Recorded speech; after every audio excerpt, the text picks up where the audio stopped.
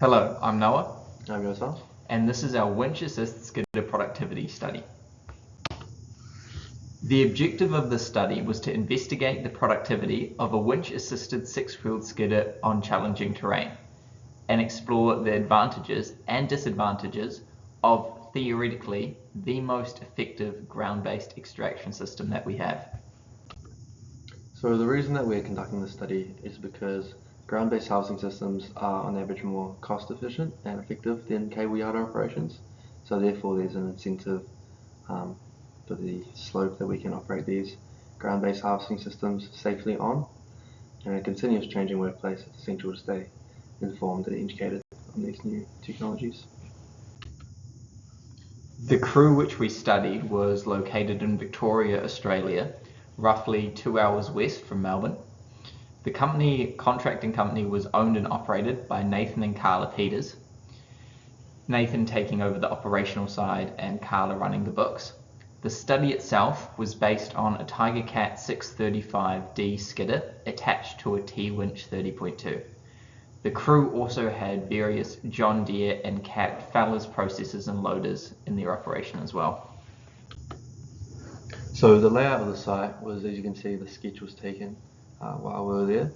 There were two main trails that the skidder poured from. The soil conditions was humus rich and heavily saturated. It was raining quite heavily on the first day that we were there, and because of the humus in the soil, it meant it held the water very well, which proved to add operational difficulties while we were there. And in terms of the track, the two elevation profiles for each track can be seen on the bottom there.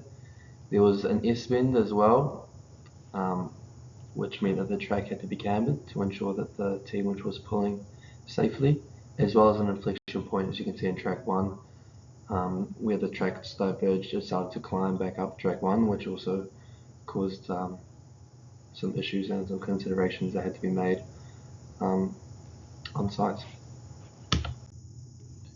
As before mentioned, the image on the bottom right is that S-bend with the inflection point.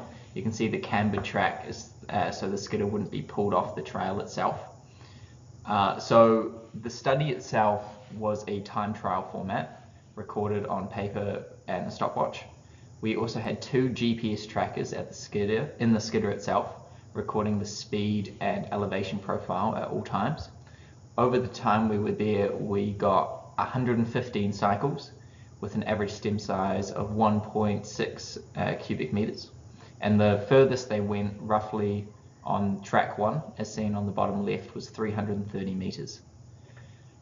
The diagram on the top right shows the relationship between the extraction distance and cycle time, which shows a really consistent trend, except for a few outliers due to the weather conditions, notably the cluster of points at that 50-meter mark.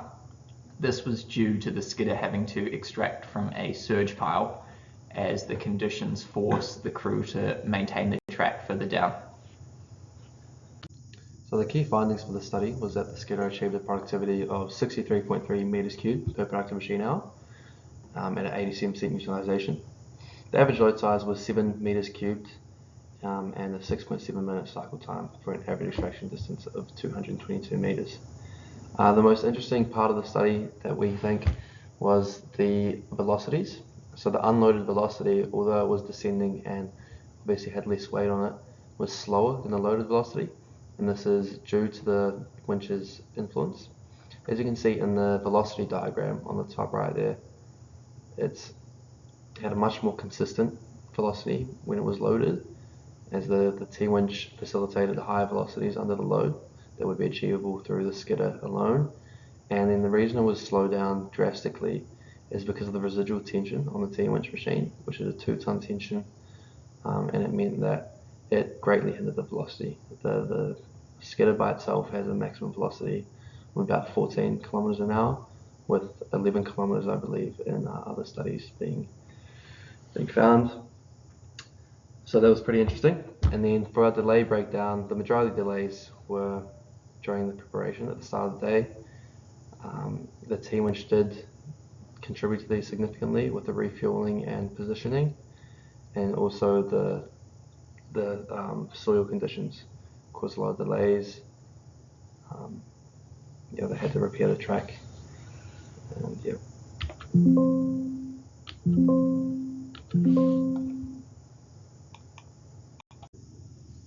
While the skidder was slowed down considerably on the flat terrain, it is notable that the winch did enable this extraction to take place under otherwise inoperable conditions. This was also mentioned by Nathan Peters, as he said he would not be running the skidder operation if it were not for the winch assist. If you're interested about reading more in depth on the study, the full FGR report will be published online. We want to say a huge thanks to NJP Logging and Forco for making this study possible.